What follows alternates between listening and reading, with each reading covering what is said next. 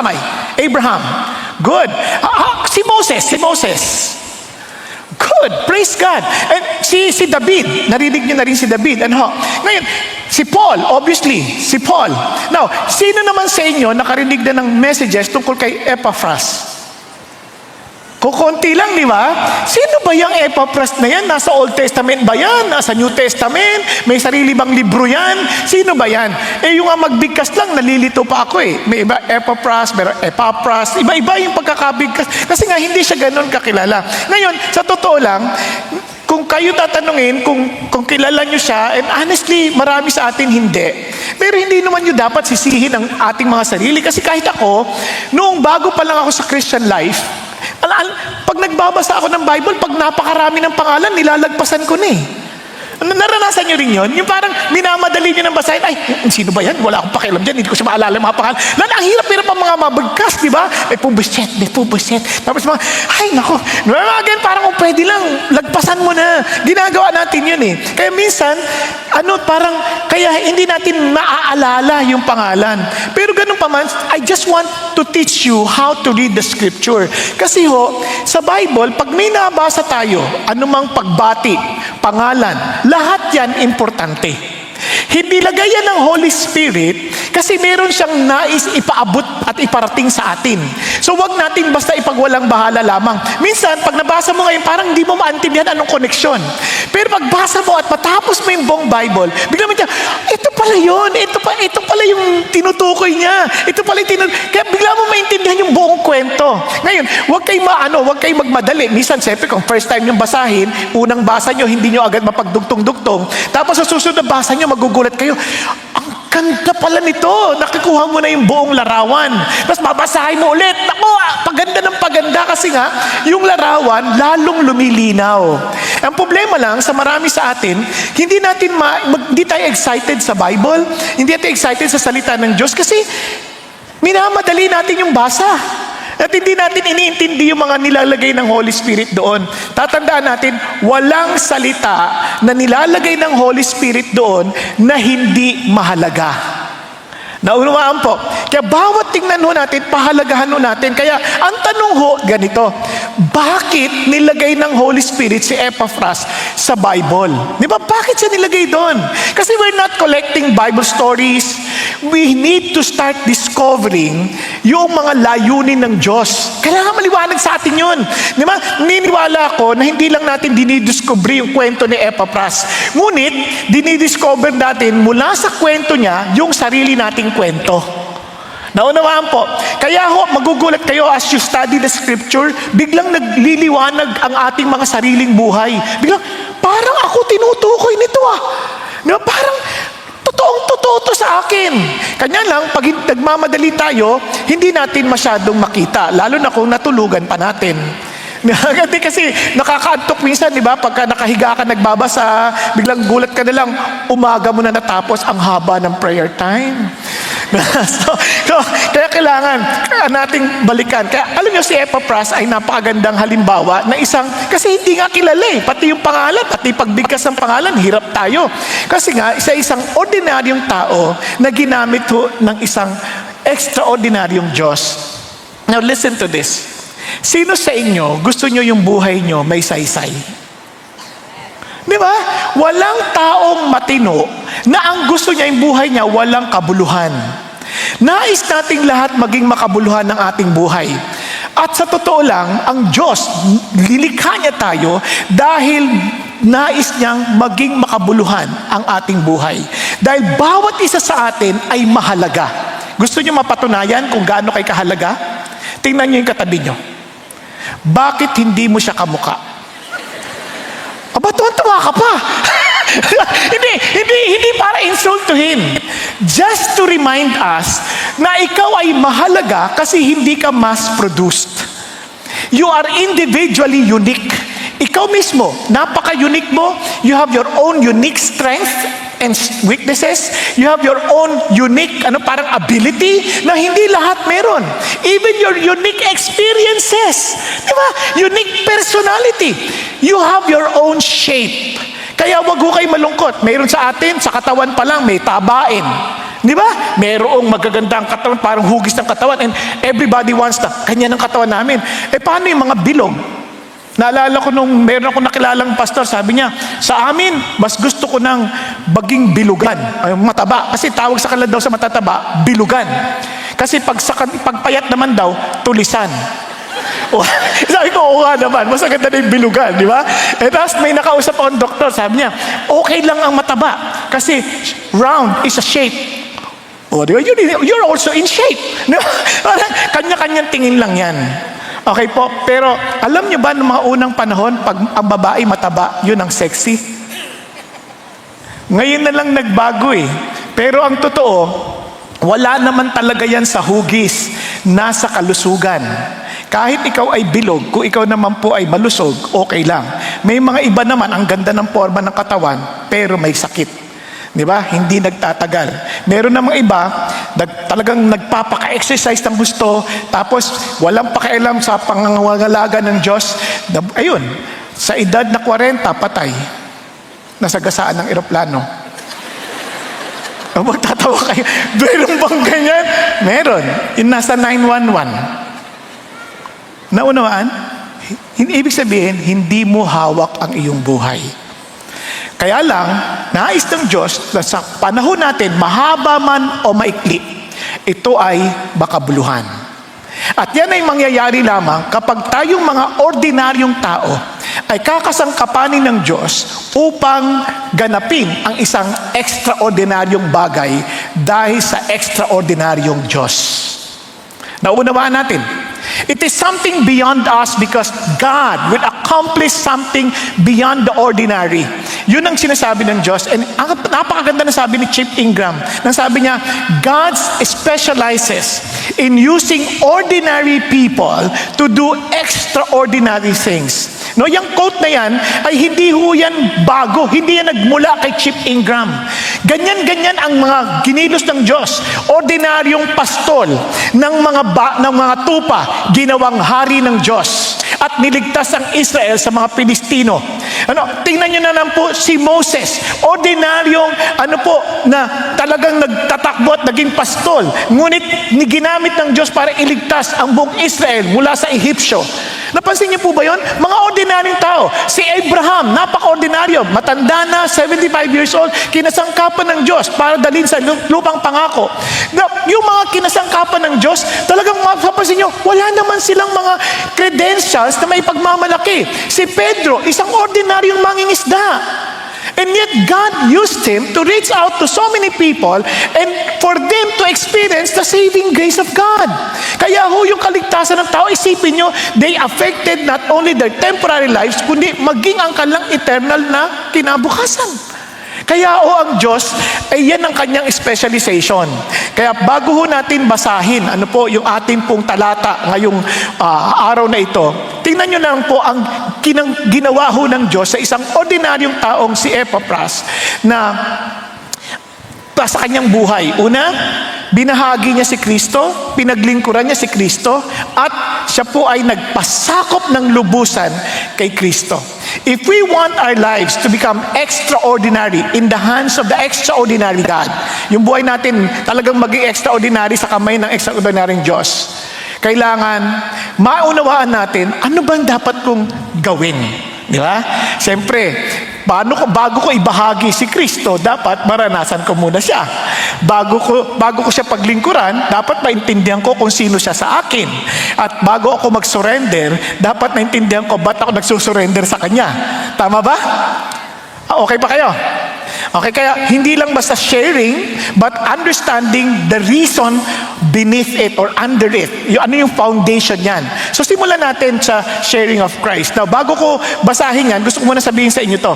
Just to give you a background. Nung sinulat ni Pablo itong Colosas na ating binasa kanina, gusto ko maintindihan nyo na sinulat niya ito nung nakakulong siya.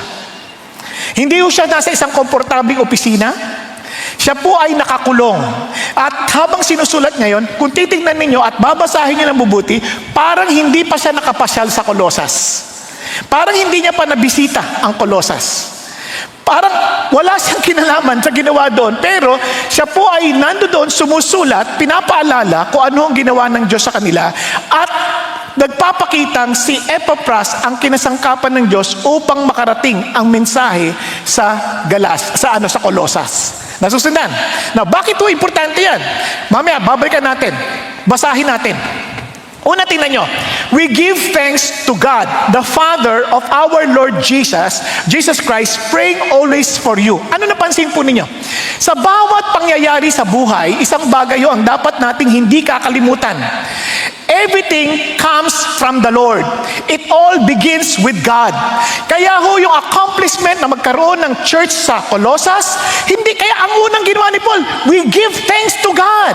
They give glory to God. Sa bawat accomplishment sa buhay, kahit anong galing mo, kahit anong talentado ka, o kung ano man ang iyong talent, o sabihin natin napakahusay mo, wala yang mangyayari kung hindi ka kasi, kumbaga hindi ho sasamahan ng Diyos. Kung hindi ho i-accomplish ng Diyos. Para ho yung pagtatanim. Magtanim ka, mayroong magbubungkal, may maglalagay ng binhi, mayroong po magdidilig, pero hindi yan mabubuhay kung hindi bubuhayin ng Diyos. Naunawaan po, kahit mga bata, may mga magulang, ang ingat-ingat sa kanilang mga anak.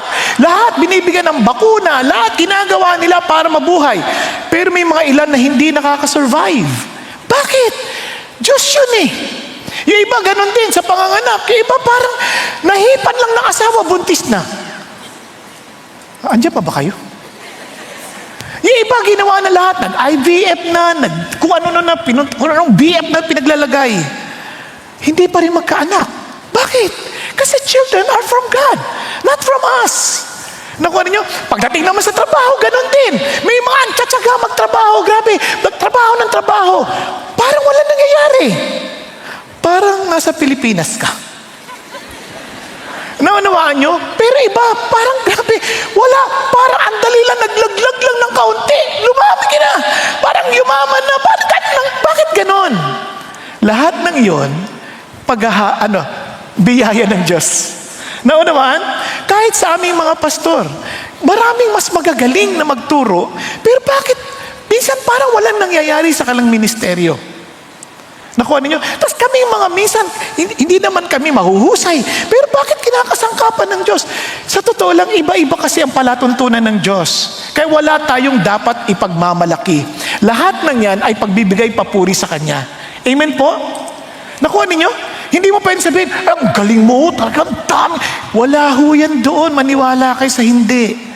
Kasi marami rin akong gawain, patay. Hindi ho nabuhay. Kasi alam kong Diyos lamang po ang may kaparaanan nun. Walang sino mang mag-aangkin. Kaya we give thanks to God, the Father of our Lord Jesus Christ. Yun din ang dahilan as we celebrate our 42 years. Ang galing kasi ni Pastor Peter. Ang galing kasi ang galing ng Diyos. Amen po? Ang galing ng Diyos. Ang ganda ng building nyo kasi magaling ang Diyos. Walang ibang dapat papagay. We give thanks to God, the Father of our Lord Jesus Christ. Kita mo, praying always for you. Kasi naiintindihan niya na maging ang pananampalataya ninyo is dependent entirely on God. And sabi niya, since we have heard of your faith in Christ Jesus and the love which you have all for all the saints. Can you imagine? Minsan, ang tagal-tagal na lang magdi-group, hindi pa rin sila totoong nagmamahalan. They still keep on disrespecting each other. They still keep on destroying each other by chismis, by kung ano-ano. Nakuha ninyo? Ang dami ko nakitang mga grupong ganyan. May mga potluck. Tuwang-tuwa sila. Ayaw na rin lang gamitin yung potluck dahil swerte daw yon. Kaya pot bless. Nag-create na tayo ng sarili nating dictionary. Praise God. Ganun tayo ka-creative. Di ba? Ngayon, magdadala sila excited. May mga ilan hindi excited magdala. Pero pag uwi, excited magdala. O di ba? Parang sabi, grabe naman yan. Mga Christians yan. Pero wag ko kayo mag-alala, talagang ganun part yun ng ating growth, spiritual growth. Minsan swapang pa tayo hanggang magiging swapang na swapang hanggang sa sobrang swapang. Masama yun. Dapat hindi ganun. Di ba? Dapat pabaligtad. Nakuha, mula ka sa swapangan hanggang sa maging mapagbigay. Amen? Now, ito po ang amazing na makikita ho ninyo. Kaya sabi niya, biruin nyo, nakita namin yung pagmamahal ninyo sa isa't isa. Kasi nga, sabi ng Panginoon Kristo, people will know that you are my followers because you have love for one another. Alam niyo kung meron ho tayo sanang matutunan lahat, kahit hindi tayo magkakilala, the mere fact that we are here, naman nag-gathering together to worship the Lord, sana pagdating natin, paglabas natin mamaya, no? Kahit nagngingitian lang din tayo, no? Tapos yung nagbibigayan tayo, kahit sa parking lang, yung paisa-isa lang, gano'n, hindi yung dinidikit lang pang ganyan, di ba? Ang saya-saya, para nakala mo nandun ka sa EDSA, dinidikit lang mo para di siya makalusot. Di ba? Hindi naman masama magbigayan, di ba? Ngayon, kung talaga nagmamadali ka, mag-hazard light ka, sabi mo, emergency lang. O, pagbibigyan ka naman siguro. Sana matutunan natin lahat yun, di ba? Hindi naman talaga dito sa 3 o'clock yun eh. Sa ibang church. Diba? Matutunan. Yun lang makita lang. Parang grabe doon. Nag-attend ako doon. Ang papait ng mga tao. Sa parking pa lang, panoorin mo. Grabe silang, napaka-courteous nila sa isa't isa. O, di ba? Ang sarap pakinggan, ano? Sana nga. Ano eh, sanawa, yung ala amin. Naintindihan? Tapos pagdating sa labas, ganyan, no? Pagbati pa lang ng asher, ang sarap sabihin, magandang hapon po. Kayo naman, magandang hapon din, hindi yung... Parang walang nakita eh, no? Tapos inaabot yung elements. Hindi pinansin. Pagdating dito, sinong walang elements? Bakit hindi mo kasi inabot? Ay, hindi kayo ito sa ibang service. Naobserbahan ko to sa ibang service, hindi dito. Dito mababait kayo eh. Pero what I'm trying to say is this is exactly what Paul was saying. This is something that we cannot invent. Hindi natin ito mapipilit. Maliban talaga kumilos ang Diyos sa puso natin at paalala kasi kahit nakatatapos na ng service. Di ba? Ngayari lang, yung iba nga, nakikinig pa lang, ang sinisiko yung katabi. Sa'yo yan. Hindi niya nakikita, ako yon, hindi ikaw. Huwag mo siyang pakialaman. Kaya nga natutulog yan eh. Kasi ayaw kanyang iniistorbo. Di ba? Kaya ang isip natin, Lord, ito yung tinuturo mo, let me learn from this. It's all by the grace of God. Kasi nga, sa totoo lang, mga bulag tayo, we cannot even see our own faults. Minsan, ang feeling natin, tayo ang laging tama. Hanggang sa kahuli-hulihan, tayo yung may tama. Di ba? Now, tingnan niyo po, because of the hope laid up for you in heaven, of which you previously heard in the word of truth, the gospel. Anong pag-asa? Dahil sa mabuting balita, nagkaroon tayo ng pag-asa sa kalangitan. Sa totoo lang, lahat tayo, there is a form of, yung pang fear of death, fear of the unknown. Takot na takot tayo, saan tayo pupunta pagkatapos ito?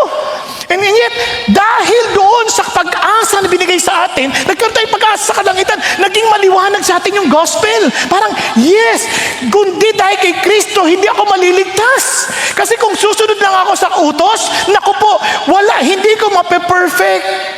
Sino naka-perfect sa inyo ng utos? Sa 10 na lang muna, wag na muna iba. Sa 10 utos lang. Di ba? Susubukan natin. Ano ang pang-7? Oh, hindi nga natin memorize eh. Paano tayo makasusunod? Nakuha ninyo? At bukod pa doon, bare minimum yon. Pag sinabi ng Bible, thou shall not commit murder. Oh, 5, murder. Ang isip natin yung pumatay, binayaran ko na lang siya nang pumatay. Di ba? Yun nga sabi ng isang leader natin 5,000 lang daw. Sabi ko, ganon, hindi nyo hinuhuli. Ginagamit pa niyo.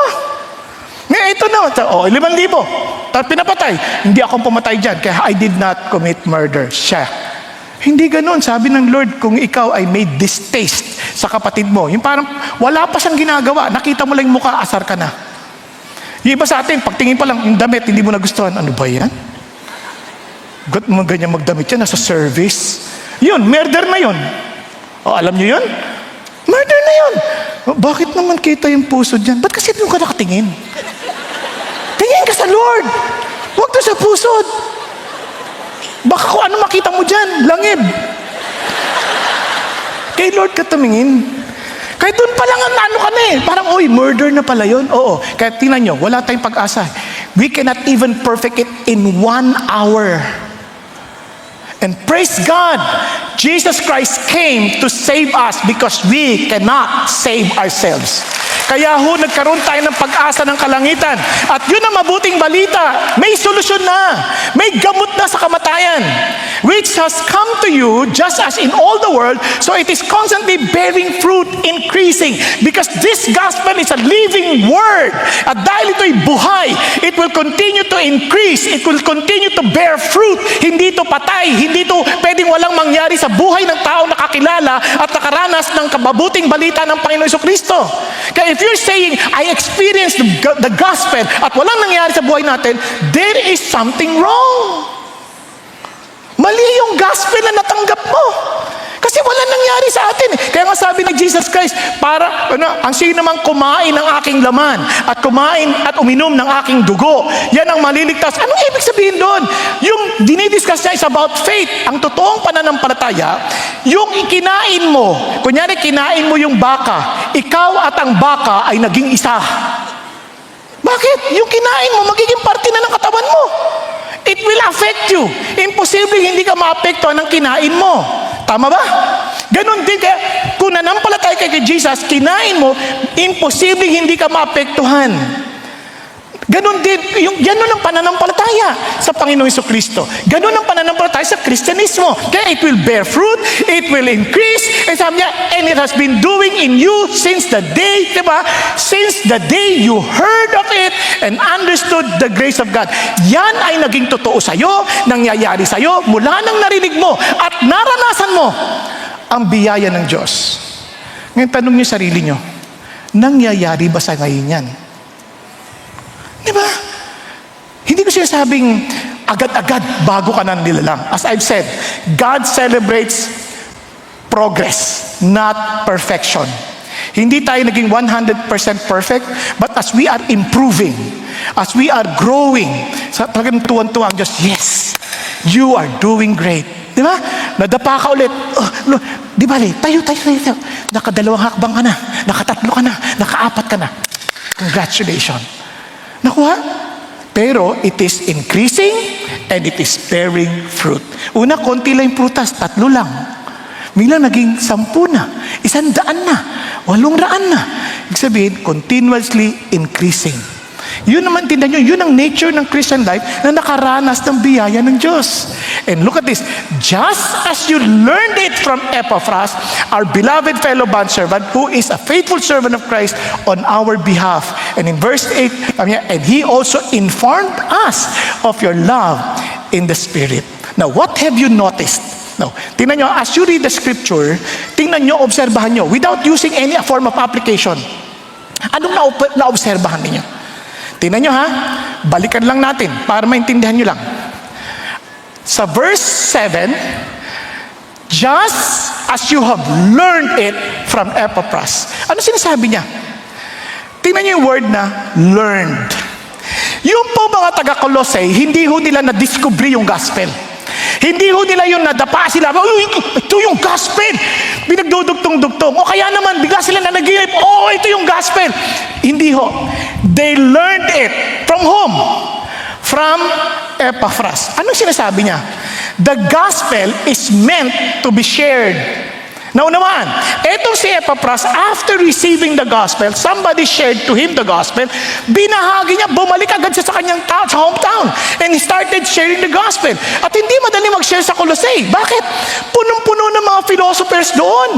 Grabe yung mga tao doon. Pilosopo, naniniwala kung saan-saang mga pagan practices, kung ano-ano, ang dami lang pinaniniwala. Pati anghel, dinasamba nila. So, ibig sabihin, these are very religious people na ang kanilang katotohanan is far away from the truth of the gospel. Nasusundan po. And yet, hindi niya inalintana na puntahan niya yun at magministeryo siya sa mga taga-Colossae. Kasi nga ho, yung gospel is meant to be shared. Pakisabi nga ulit, the gospel is meant to be shared. Diba? Napansin po ba ninyo na sa kwentong ito, the gospel, sinishare ni Epaphras kasi hindi si Epaphras ang sentro, si Jesus. The good news. Si Jesus ang sentro. Iyan ang tunay na servant ng Diyos.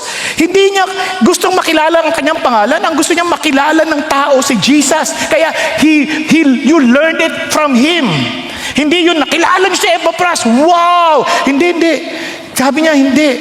Nakilala nila ang gospel through Epaphras. Every believer is called. Pero ano niyo po, gusto ko lang itanong to sa inyo.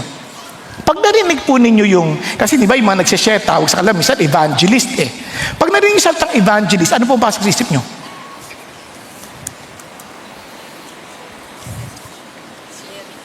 Ha? Nagsishare. Pero yung talagang, ano ang mga kilalang evangelist? Yan, si Billy Graham, sila Luis Palau, di ba? Ang daming mga kilalang evangelist. At minsan sabi ko, uy, share mo yung gospel. Hindi naman ako evangelist eh. Di ba? Narinig niyo yan? Hindi naman ako evangelist, hindi naman marunong mag-pray dyan. Hindi, sa totoo lang, sa atin, hindi man tayo tinawag na evangelist, na hindi tayo gifted doon. Kasi hindi lahat gifted sa evangelism, no? Para ibig sabihin, hindi lahat may gift of evangelism. Kaya some are gifted with some are prophets, some are evangelists. Naalala niyo sa Ephesians 4? Ngayon, totoo naman yun. Pero we are all called witnesses. Tama ba? Sabi, and you shall receive power from on high, and you shall be my witnesses. Tama? Ngayon, pag witness ka sa court, para maging credible ka, ano dapat ang qualification? Na-experience mo, nakita mo ng personal. Tama ba? Tama? Pag kwento lang ng iba, anong tawag doon? Hearsay. Sa Tagalog, chismis. Nakuha ninyo? Napanood ko yun sa Senate eh. Sabi niya. Ngayon, ang punto, hindi admissible sa korte ang hearsay. Ang tanging tanggap lamang ay yung personal mong na-witness. So when God tells us to be His witnesses, na-experience mo personally si Jesus. Alam mong buhay siya kasi na-experience mo. Nakuha. Ngayon, sabi ng Lord, for everyone who witnessed Jesus, who experienced Jesus, are called His witnesses. Kaya nga, sabi ho ni Todd, True Blood, evangelism is not a professional job for a few trained men, but it is instead the unrelenting responsibility of every person who belongs to the company of Jesus. Kung sinasabi mong Christian ka, dahil ikaw ay witness, every time that God will call you on the witness stand to testify to somebody else to prove who Jesus is, kailangan mong tumayo. Kasi sabi sa Leviticus, pag hindi ka tumayo, you will bear the guilt. Naunawaan? Andiyan pa kayo? So tayong lahat, hinirang ng Diyos to be His witness. Wow, ang blessing naman natin, di ba? Una-una, kasi na-experience natin. Hindi ito trabaho ng pastor lamang, hindi ito trabaho ng missionary or D-group leader, hindi ito trabaho ng mga nasa full-time workers, kundi lahat ng kabilang kay Jesus, tinawag niyang mga patotoo or saksi. Nasusundan. Sino dito ang mga kabilang kay Jesus? Tingnan ko ang inyong mga kamay. Yung iba, sino ang nalilito? Talaga bang kabilang ako kay Jesus? Diba? Ngayon, kung ikay kabilang kay Jesus, ano ka? Witness. Are you following? No, ikaw ngayon ay hinirang. Tignan niyo sabi ng Bible. Kaya it is meant to be shared. How then will they call on Him in whom they have not believed? How will they believe in Him whom they have not heard? And how will they hear without a preacher? Yung word na preacher, messenger. Nagsasabi ng message, di ba? Nagpapadala. Kaya nga ho, sabi nga ho, ang normal na paraan ng Diyos para abutin ang tao ay gamitin ang tao. Naunawaan? Kasi paano tayo magkakaunawaan kung ang gagamitin ng Diyos kabayo? Sabihin sa, mahal ka ni Jesus! Kahit ikaw matatawa ka lang, kasi hindi kayo magkakaintindihan eh. Kaya nga ang galing ng Lord, no? In His desire to reach us out, anong ginawa niya? Nagkatawang tao.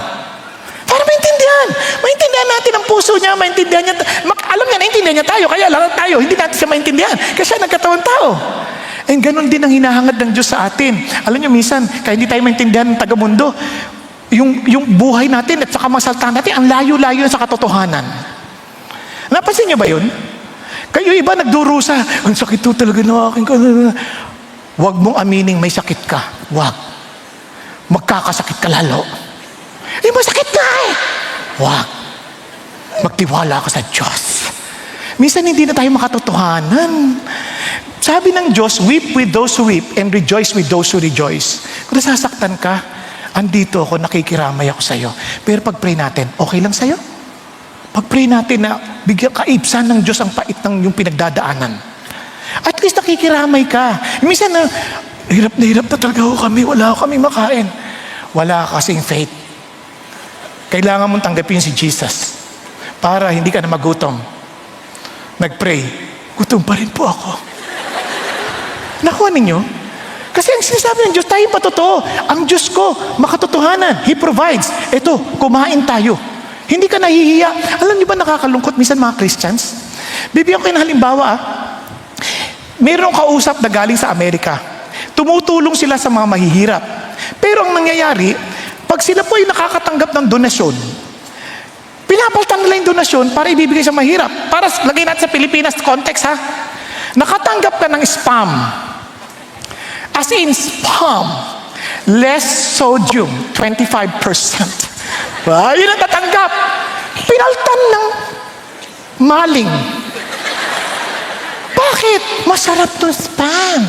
Yung maling spam yan.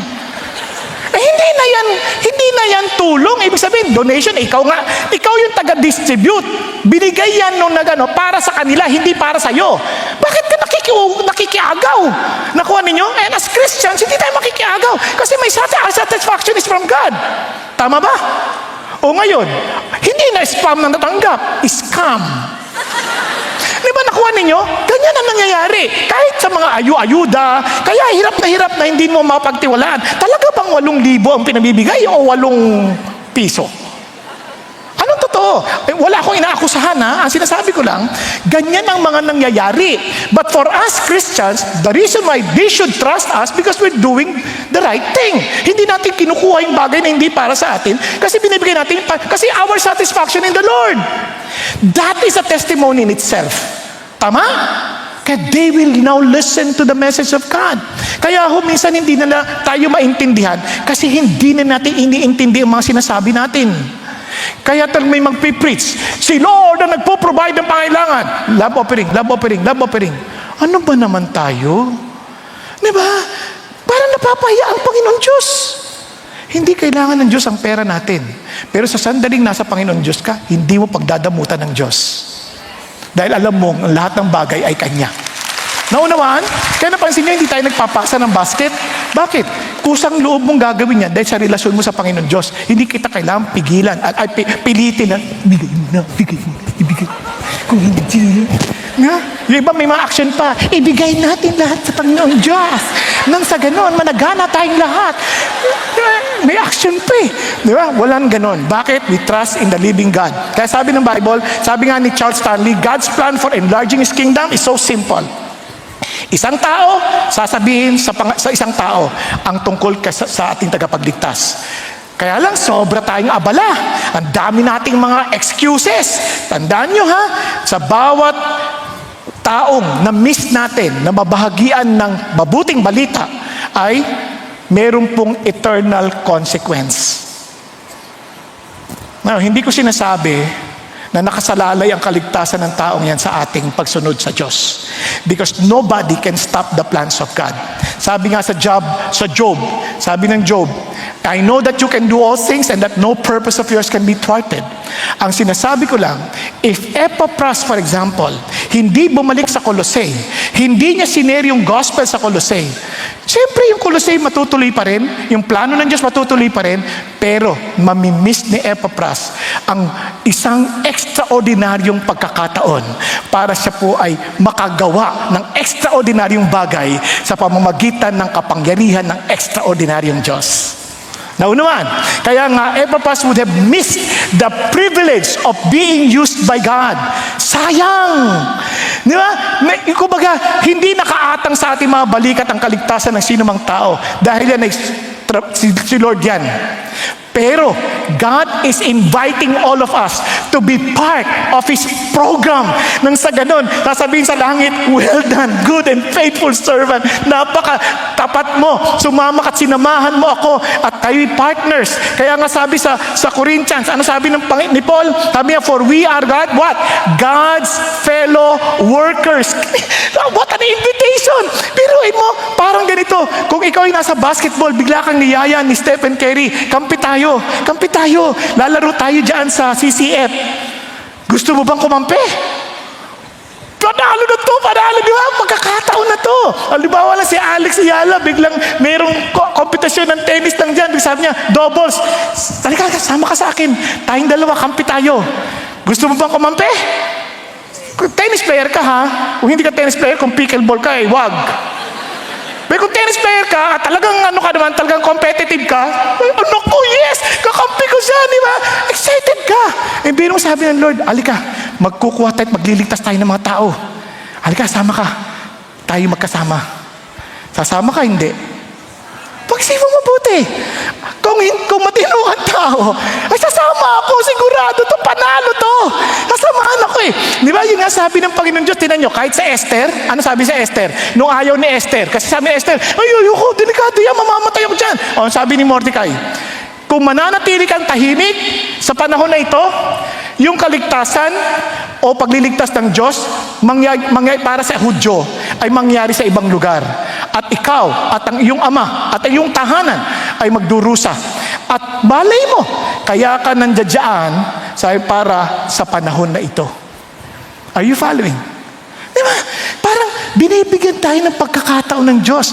Ngayon, nung naligtas ang buong Hudyo, di glory din kay Esther yun, that somehow the Lord used her. Diba? Diba? Ganon din tayo. Naligtas yung tao ito pagdating sa langit. Tatawagin ka ni Lord. Anong pangalan niyo po? Ha? Joseph. Wow, Joseph! Ano ba na? Joseph, lika. Tingnan mo ito si Tom. Naligtas dahil sa'yo. Naku, Joseph. Bibigyan ka ng corona.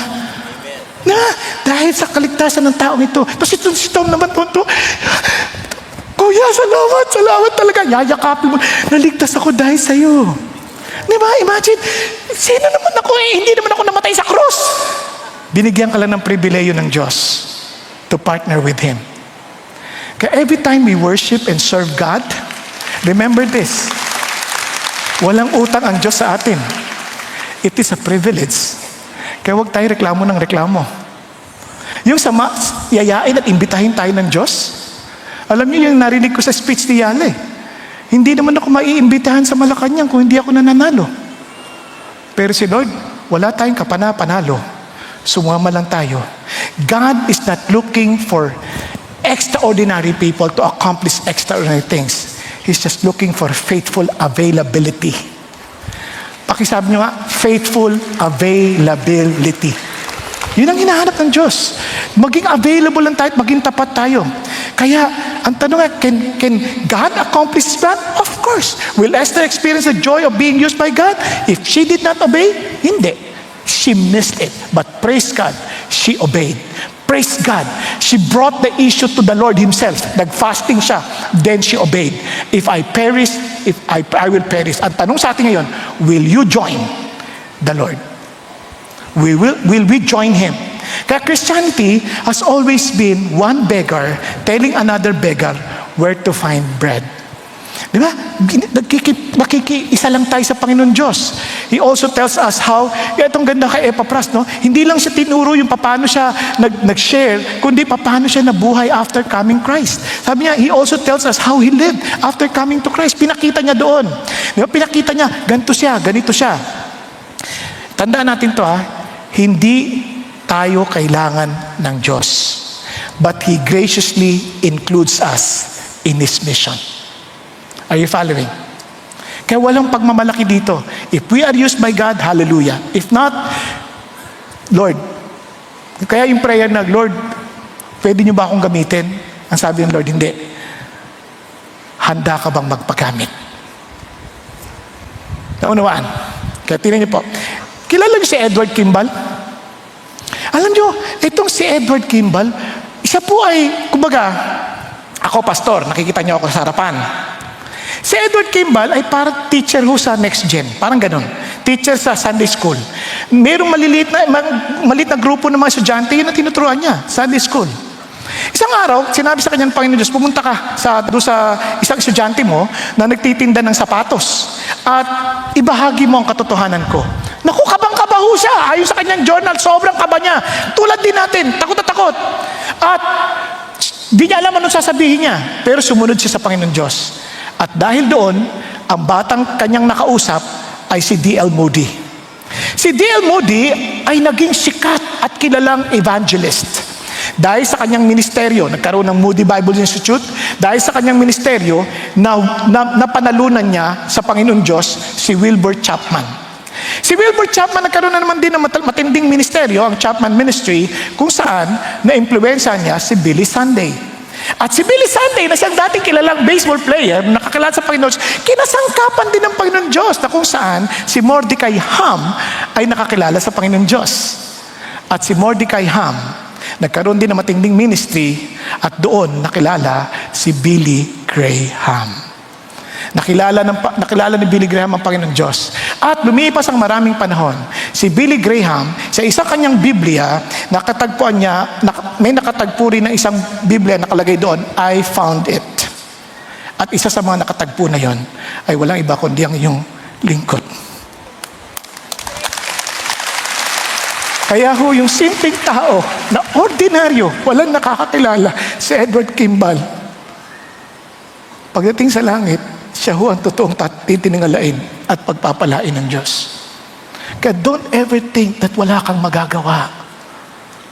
Hindi naman kailangan maraming tao kausap mo eh. Marahil yung kausap mo lang yung katabi mo sa opisina. Marahil yung kaklase mo lang. Marahil yung kapitbahay mo. Hindi aksidente yun eh. Marahil yung nakasakyan mong Grab na driver. Hindi naman aksidente yun eh.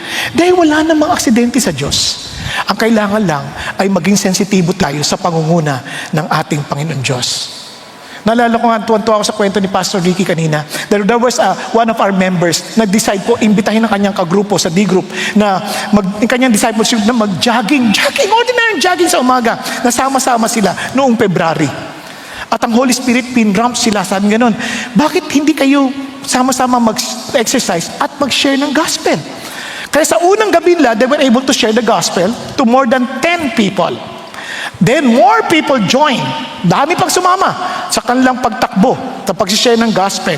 At tinawag lang kanilang grupo as Tuesday Run. Yung Tuesday, hindi Tuesday, kundi they chose the day. Tuesday Run. At yung kanilang run, ang ibig sabihin ay reach out intentionally, understand their story, and navigate them to Christ. At dahil doon, tingnan nyo naman, ang dami lang napanalunan sa Panginoon Diyos, more than 800 parang was able to hear the gospel. They never stop inviting, they never stop sharing. Tumatakbo lang yan. Kahit na maliit na bagay, sa totoo lang, pagka gusto, maraming paraan. Pag ayaw, maraming dahilan. Naintindihan? At sa kahuli-hulan, kung ayaw mo, wag mo. Sino lugi? Ikaw. Tayo. Kung hindi tayo susunod sa Diyos. Kaya hindi lang ho siya nag-share ng gospel. He understood that everyone who obeys God and follows God, to accomplish extraordinary, you have to serve Christ. Not to serve ourselves. We're not doing this to serve our purposes. Para maging sikat tayo. Hindi yun ang ating hangad. God wants us to serve the Lord. Kasi tingnan nyo, He served Christ. Tingnan nyo po. Sa Colossians chapter 1, look at how si Epaphras was described. A beloved fellow bond servant who is a faithful servant of Christ on our behalf. Ano napansin po ninyo? Tingnan niyo po anong salitang makikita ninyo? Para ho lalo niyo maintindihan, hindi natin ginagawa to para maging katanggap-tanggap sa Diyos, para mahalin tayo lalo ng Diyos. Hindi ganon. Ang totoo niyan, bago ka maging Dino niya, bond servant, ang unang sinabi niya, beloved. Beloved fellow bond servant. Bakit? Minahal ka muna ng Diyos, sobrang mahal na mahal ka ng Lord, bago ka niya tiyayang sumama sa Kanya at magtrabaho. Because we are not there to earn His favor, to earn His love. We are loved. Kaya naman, sa sobrang pagmamahal, we want to serve God. Naunawaan natin? Kaya hindi tayo nagsishare ng gospel para matuwa ang Lord sa atin. Hindi. We share the gospel kasi natutuwa ang Diyos sa atin. Nakuha niyo yung difference? Kumbaga, mahal ka na ng Diyos. Wala na mababago doon. Mahal ka na, kaya naman, gagawin mo kung ano yung nakakatuwa at nabibless ang Diyos. Ay, parang napiplease ang Diyos. Di ba? We are not trying to earn God's love. We are exerting effort because we are loved by God. Naunawaan po? Subukan nyo sa bahay. Di ba yung iba, parang hirap na hirap, pasan-pasan ng buong mundo, trying to please their parents, kasi feeling nila hindi sila mahal kung hindi sila mag-a-accomplish ng bagay. Baligtad. Kapag ang bata, alam nilang mahal na mahal sila, they will accomplish great things for God. Amen? And for their parents. Nakita ko kasi yun eh. Yung baga may mga anak na sobrang pagmamahal nila sa magulang nila, they don't want to displease their parents. Kaya they accomplish better. Pero yung mga trying hard to please their parents, kasi may mga magulang talaga, ang hirap i-please, no? Pa, naka 99 ako. Bakit hindi 100? Samar, kulang pa po ba? Kulang pa yan. Bobo. 99 po. Umuwi, pa, naka 100 ako. Ba't wala kang bonus points? Dapat 101. May problema na yung tatay na yun. Nakuha ninyo. Alam niyo, may mga taong ganyan, ang hirap ma-please. Parang ayaw nilang matuwa yung tao na natutuwa ka. Nakuha ninyo? Kaya ako nagpapasalamat talaga ako sa Diyos, mga anak ko nakakatuwa. Kasi minsan, sa sobrang bigla lang ako yayakapin. Bigla lang ako talagang, i-encourage pa. Sobrang blessed na blessed ako. Parang as you know that they're doing things because they just feel that they are loved.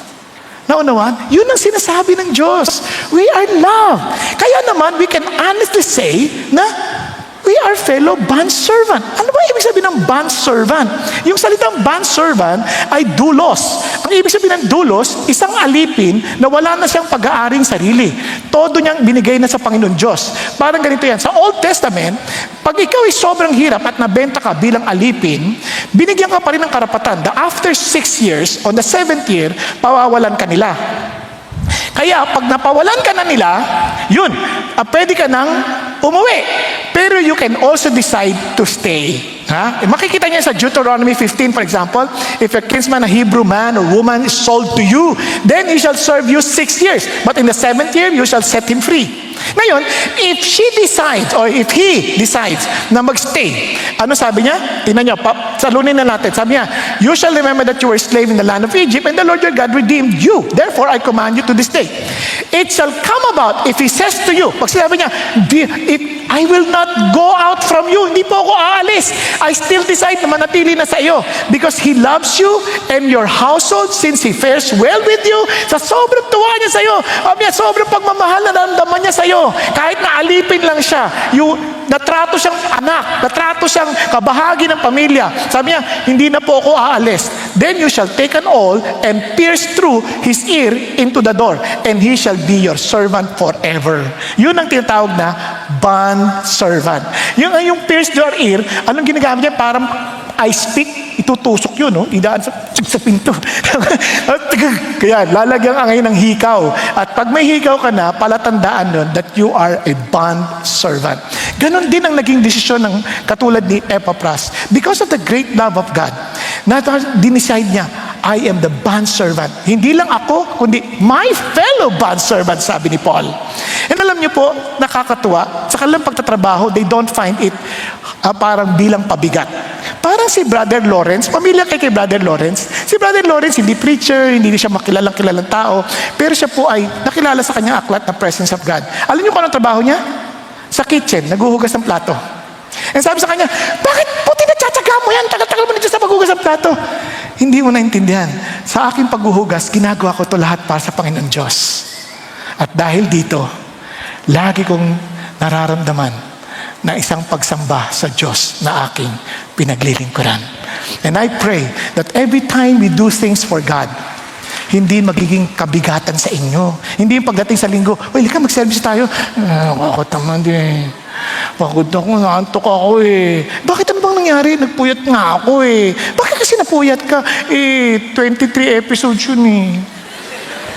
Kaya ka pala napuyat. Di ba?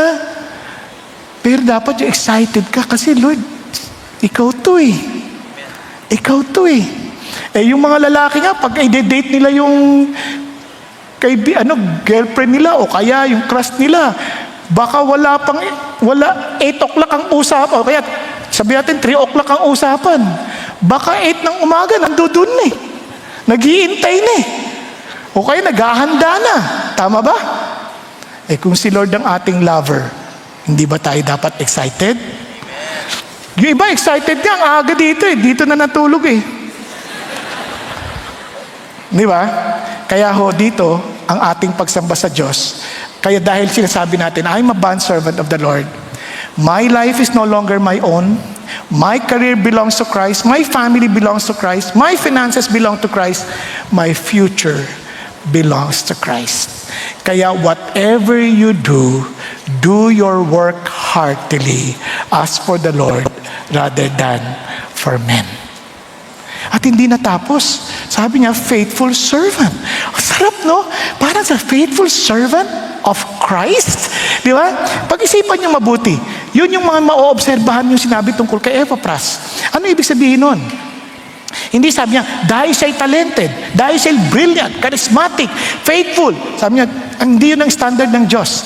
Para sa Panginoon Diyos, ang hinahanap niya ay yung tapat na naglilingkod sa Kanya. Naunawaan po? Paano mo nalaman yon? Hindi niya ginagawa yung bagay-bagay with his own strength. He brings his issue to the Lord in prayer. Minsan, di ba, tayo po, gusto natin lumago sa Panginoon Diyos. We want to join a D group dahil in-encourage natin lahat, join a D group. Hindi, pinipilit ng D group, kailangan ko mag-D group. Hindi. Yung mga D group leader naman, kailangan sumunod sa akin. Hindi ganon. You bring that issue to the Lord. Paano? Tinan siya, Epaphras, who is one of your number, a bondslave of Jesus Christ, sends you his greeting, always laboring earnestly. Alam niyo ba yung laboring earnestly? Parang napanood ko yung isa sa mga laro ni Alex, yung dapa na talagang inaabol pa. Ganyan. Hindi ko magawa dito kasi madudumi yung damit ko eh. Pero doon ko nakita, sabi ko, grabe, yun yung laboring earnestly. Walang pakialam ko ano mangyari sa kanila. Parang hinaabol. Sabi ko, wow! Naunawaan? Wala akong takot marumihan, magasgasan, masugatan. Ganun ang ginawa ni Epaphras. Lord! Nung nagpe-pray siya, hindi siya nagpe-pray para lang masabing nagpe-pray. Lord, nagpe-pray ko po na pagpalayan mo siya, maligtas na siya. Hindi. Lord, kailangan mo siya iligtas. Para si John Knox, Lord, give me Scotland or else I die. Naintindihan? Hello? Ilan sa inyo nagpe-pray sa Pilipinas? Lord, bigay mo sa akin Pilipinas, kundi patay na lang. Yung Pilipinas. Isang ganun ang ating prayer. Ang layo no? Kakalungkot, di ba? Kaya nga, yun ang challenge sa atin ng Panginoon Diyos. And friends, I pray that we will learn to trust the Lord and really give our best to Him. Ang tanong ko sa atin ngayon what kind of servant are we becoming? God has not called me. Sabi nga ni Mother Teresa, we may not believe everything she believes, but what she said is something, parang eye-opener. God has not called me to be successful. He has called me to be faithful. Amen? Kaya we need to surrender to Christ. Bakit to surrender to Christ? Epaphras, he surrendered to Christ. Paano natin nalaman? Sabi niya, Epaphras, my fellow prisoner in Christ Jesus, greets you. Hindi lamang siya nagministeryo. He was willing to be imprisoned along with Paul. Di ba? Hindi out of convenience. Na alam niyo po, pag nakilala talaga natin ng Diyos, hindi tayo parang religious lang. Makakalimutan niyo yung kalalagayan ng ating mga katawan. Lalagpasan niyo yung mga nararamdaman. Lalagpasan nyo dahil iniisip natin, hindi na tungkol sa nararamdaman ko. Ito'y tungkol sa Panginoon Jesucristong pinaglilingkuran ko. Amen? Pakinggan po natin ang testimony ng ating kapatid, si Tiffany, tama ako? Sorry, si Lenny. Sorry Lenny, nakalimutan ko. Lenny Veronilla. Yan. Palakpakan po natin Panginoon para po kay Lenny. Praise God. Maayong hapon, good afternoon. In 2018, at 24 years old, I was diagnosed with stage 4 cancer. After a 9-centimeter mass was found in the middle of my chest. I had to trade my nursing scrubs for patient gowns, moving from standing beside the surgeon to assist with surgeries, to lying on the operating table, having my own chest split open. The doctors identified the mass as an invasive cortical thymoma, a rare cancer originating in my thymus gland. I underwent surgery in my hometown of Cagayan de Oro, followed by chemotherapy and radiotherapy here in Metro Manila. Unfortunately, the disease progressed. The mass grew and lesions spread to my lungs and kidneys. My prognosis was grim, so poor that unbeknownst to me, one of my doctors told my parents I had only 6 months to live. It was an incredibly difficult time for our family, but God carried us through. I once read that God allows crisis in our lives to bring us into a deep, deep faith. For me, cancer was that spiritual turning point. I grew up knowing about Jesus, but it was through my cancer journey that I truly got to know Him personally. I began watching CCF sermons online, eventually attended in person, and joined a discipleship group that I later met face to face. In 2019, right before returning to Cagayan de Oro for palliative treatment, a pathology review revealed a completely different diagnosis: primary mediastinal large B-cell lymphoma, a rare and aggressive type of blood cancer. I had been misdiagnosed. My family and I were baffled, yet we chose to see it as an answered prayer, a miracle in a misdiagnosis, because it meant I now had a better chance of survival. I restarted chemotherapy in Cagayan de Oro. After several cycles, however, I developed severe pneumonia. Placed in the intensive care unit, I ultimately had to be airlifted to Metro Manila, where I was hooked to a non-invasive mechanical ventilator to force air into my lungs. I wanted to cry, but all I could do and think of was breathe. Hinga, ginhawa in Bisaya. I thought that was it, my earthly end. But by God's grace, I pulled through. The tears finally came when I was transferred to a regular room. I cried for my family, I cried for myself, and I cried out to God, thanking Him for keeping me alive. After spending a month in the hospital, we tried to resume chemotherapy, but it was no longer working. My cancer was declared refractory or resistant to treatment. I needed a different chemo regimen and a stem cell transplant. We moved forward with another line of treatment, but that failed too. The disease was still progressing, and I was in so much pain. I asked God so many questions. Why, God? How long, God? When, God? Even when I don't understand His ways, I rest in the knowledge that He is faithful. He will never leave me, and He will never forsake me. I find comfort not only in His promise of healing, but above all, in His promise of resurrection. In 2020, still by God's grace, a new regimen finally worked. After 2 years of relentless treatments, a misdiagnosis, and surviving severe pneumonia, my cancer was in complete remission.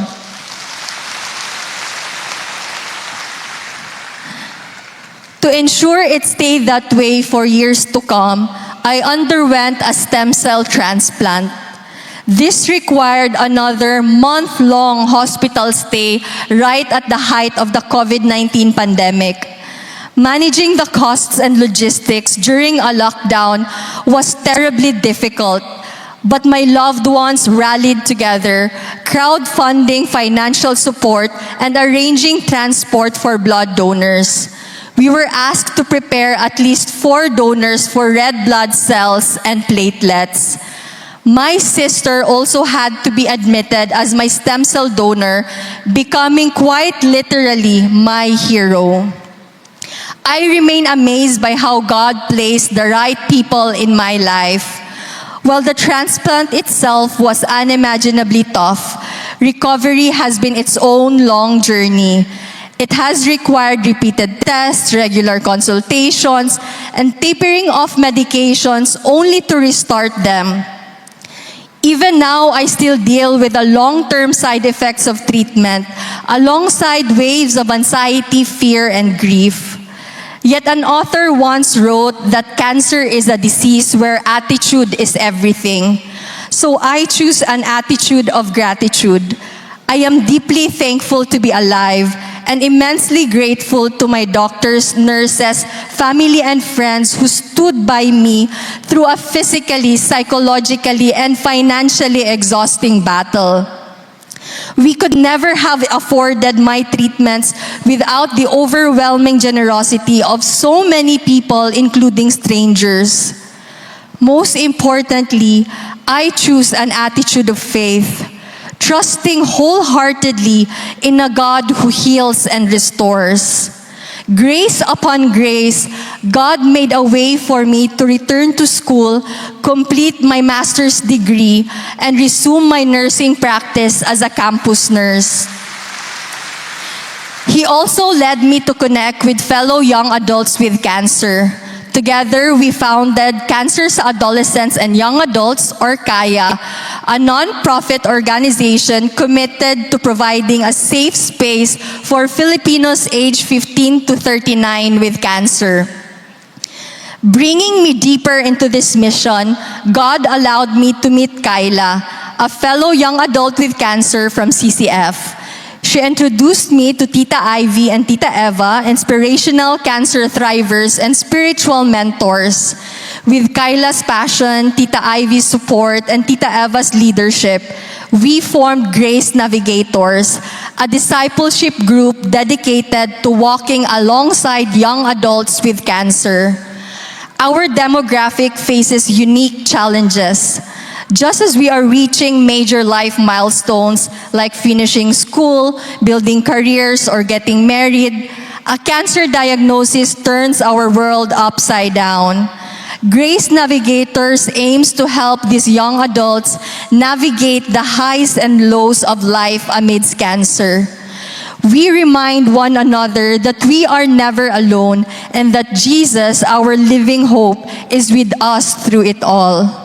Beyond our monthly online Bible study, we connect through in-person meetups, home and hospital visits, and support during wake services.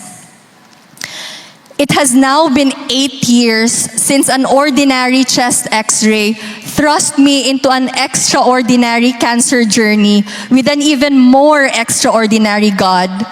While preparing this testimony, I revisited my old blog posts documenting the ordeal and found myself in awe of God's grace all over again.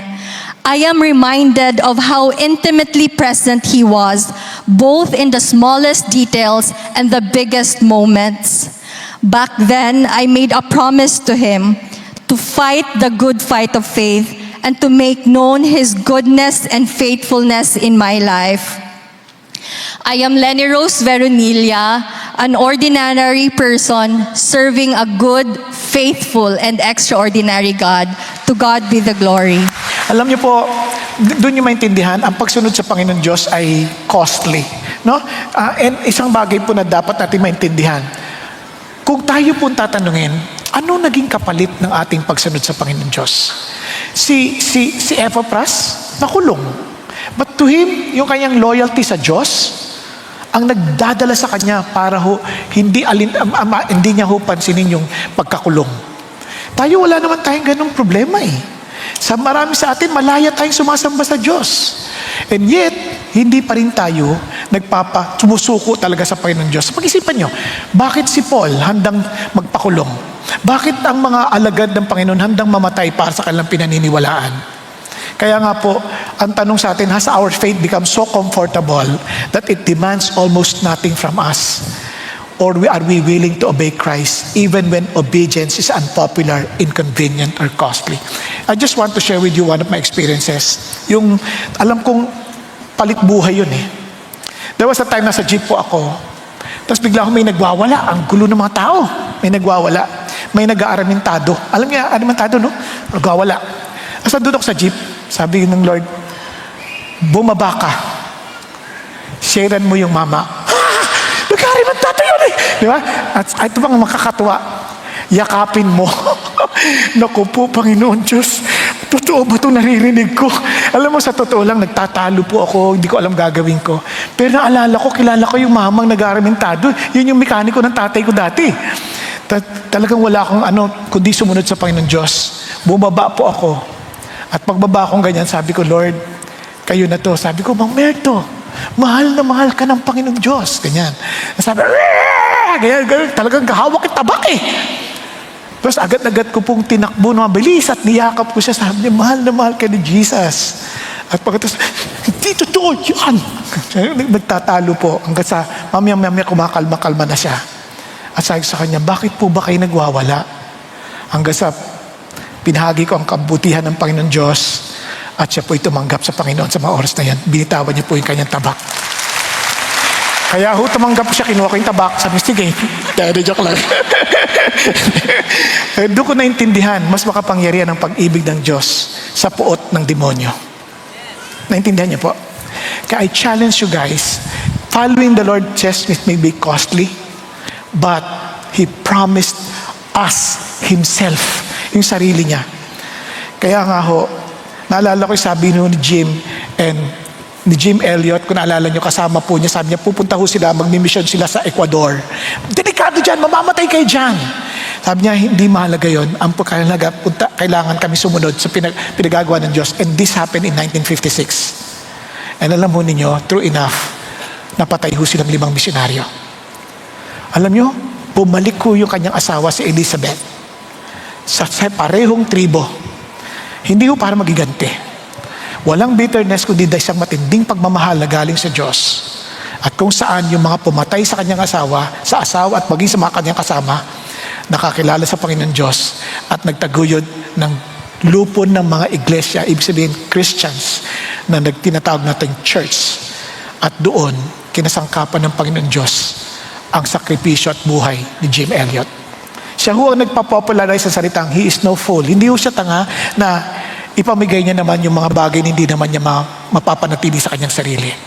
Na handa niyang pawalan, na alam niya namang hindi mawawala ang anumang pakinabang. Siya po ang nagsabi nun. Kaya friends, surrender is the fruit of knowing Christ. Kung talagang kilalaan si Jesus, susuko tayo kay Jesus eh. Yun ang dahilan kung bakit si Paul endured prison. Si Epaphras endured prison. Si Jim Elliot risked his life because Jesus is worth everything. Ganon din ba ang iyong karanasan kay Kristo? Alam niyo bakit? Basahin yung Colossians. Makikita niyo kung sino si Jesus. He is the image of the invisible God, the firstborn over all creation, the creator of all things, the one in whom all things hold together. Kaya maraming mga pamilya nasisira kasi hindi si Jesus ang nasa gitna ng kanilang buhay who can hold everything together. Kaya mga iba, sabog ang trabaho, sabog sa opisina, sabog sa eskwelahan kasi there is no Jesus holding everything together. And sabi niya, and the head of the church, the one who reconciled us to God through His blood. Kaya naman, after knowing who Jesus is, itong Christianity, I've been crucified with Christ. It is no longer I who live, but Christ who lives in me. And the life I now live in the flesh, I live by faith in the Son of God who loved me and gave Himself for me. Yun ang dahilan kung bakit, mga kapatid, God is not looking for gifted people. He's not looking for most educated. He's not looking for most influential. But hindi ibig sabihin, hindi sila kagamit-gamit sa Diyos. What I'm saying is, hindi yun ang kanyang qualification hinahanap. But people who share Christ, they don't keep the good news to themselves.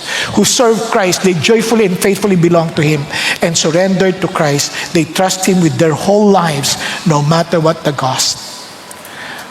Lahat ng yan nagsimula kay Jesus. Bago tayo nag-share, siya ho naghanap sa atin. Bago tayo naglingkod, siya ho naglingkod sa atin. Bago natin sinurrender anumang bagay kay Jesus, He surrendered His life on the cross for our sins. And God is always delighted in using ordinary people to accomplish His extraordinary purposes. Are you following? And let me end by saying, extraordinary lives, hindi yan na-produce ng extraordinary people. They are produced by our extraordinary Savior. Tayo pong lahat ay yumuko at pumikit. Kapatid, ang sarap pong maisip that indeed Jesus our Savior is extraordinary. Ang tanong lang, talaga bang naranasan mo na rin ang extraordinary tagapagligtas sa sarili mong buhay? That you can honestly say, yes, it's bearing fruit and continuously increasing. Praise God. Na masabi mo, I cannot stop sharing Him to people because of what He did to me. I cannot imagine that serving Him. Hindi ko maisip pa paano, hindi ko siya mapaglingkuran after He has served me to save me. Hindi ko rin maisip paano hindi ko maisusuko ang buhay ko sa Kanya when He is everything to me. Kapatid, kung hindi mo pa totoong na-encounter si Jesus, be humble and say, Lord, ayoko maging religious. Gusto ko maging totoo ka sa akin. Gusto kong maintindihan ang totoong extraordinary Diyos na iniwan ng comfort ng heaven para lang iligtas ako. Lord, ayoko pong nag-a-attend lang ng linggo-linggo. Ayoko pong nandito lang pumunta para lang makinig ng pansamantala. Gusto ko itang maranasan, Panginoon. Gusto ko itang maging totoo sa buhay ko. Kapatid, kung iyan ang iyak din ng puso mo, magpakumbaba ka sa Panginoon. Jesus Himself is telling us and inviting us, kayong mga napapagod at nabibigat ang lubha, aminin mo lang, come, and I will give you rest. Napapagod ka ba sa buhay na parang walang nangyayari? Napapagod ka ba sa buhay na parang walang pinatutunguhan? Kung napapagod ka, lumapit ka kay Jesus at inaanyayahan ka niya. Sabi mo, Panginoon Jesus, tinatanggap ko po ang paanyaya ninyo. And I pray, Lord, I want that rest that you're promising. And thank you, Lord Jesus, na hindi ito libre. Dahil binayaran mo to sa krus ng Kalbaryo.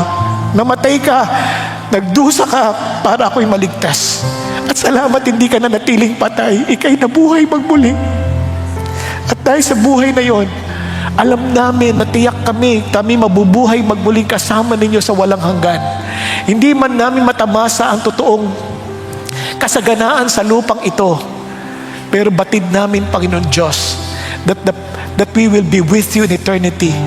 Na kung saan, Panginoon, ang kasaganaan na hindi maaalok ng mundo ay libre naming mararanasan na sa walang hanggan.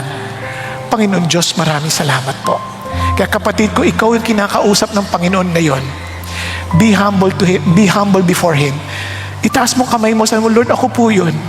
Yes, ako po yun. Ayoko pong maging religyoso lamang. Gusto ko pong maging totoo kay sa akin. Yes, hallelujah. Nandun din sa mga nasa balcony, upper balcony, maging sa mga nasa online, I challenge you. Be humble before God. And say mo, Lord Jesus, I accept you as my Lord and my Savior. It's no longer I who live, but you who would live with me. Lord Jesus, reign in my life, live in me, that I will live by faith according to your will and purposes. Thank you, Lord Jesus, for loving me. Thank you, Lord Jesus, for dying for me. Thank you, Lord Jesus, that you rose again from the dead to give me a new life. Thank you, Lord Jesus. Hallelujah. Thank you, Lord. At ngayon naman, gusto kong hamunin ng bawat isa. Friends, now that you know that you belong to Jesus, at yung mga umaangkin na kabahagi ka ni Jesus, will you share Christ? Will you serve Christ? Will you surrender your life to Jesus? Kapatid ko, ikaw ang kinakausap ng Diyos, tumayo ka from where you are. Lord, I want to share you. I want to serve you. I want to surrender my whole life to you. Lord, ang bawat bahagi ng buhay ko para sa iyo lamang. Hallelujah. Thank you, Jesus. Thank you, Lord. Panginoon, nakikita mo mga kapatid ko nakatayo. At sa bawat pamilyang aming nire-represent, O Diyos, I pray that we will not stop sharing you, Lord our God, to our relatives, to our neighbors, to our classmates, to our office mates, at kung saan mo man kami dalhin, Panginoon Diyos. At kung sino man pahintulutan mo, Panginoon Diyos, na kami po'y makasangkapan ninyo upang maibahagi kayo bilang tinapay ng buhay na kailangan ng bawat na nangangamatay sa gutom sa kaluluwa nila, Panginoon Diyos. And thank you, Lord Jesus. Kayo rin ang Diyos na karapat dapat paglingkuran dahil kayo ang Diyos, ang hari ng mga hari, na walang karapat dapat na paglingkuran dito sa lupa kundi kayo lamang. And Father God, we are here to declare that we are your bond servant, O God. Hindi kami naglilingkod para may makuha kami sa inyo. Naglilingkod kami dahil sa mga pagmamahal na pinamalas nyo sa amin. And Panginoon Diyos, we surrender ourselves to you. Let your will be done. Thank you, Lord Jesus. Lord, tulungan mo kami dahil mahihina kami. Sa mga panahon nakakalimot kami, Lord, always lift us up, O God, and to live a life surrendered to you. Thank you again, God, for your loving kindness. Thank you, Lord God, that you remain the same yesterday, today, and forever. For you are the faithful God, and may you also find us faithful to the very end. In Jesus' name we pray. Hallelujah. Amen. Amen and amen. God bless us all.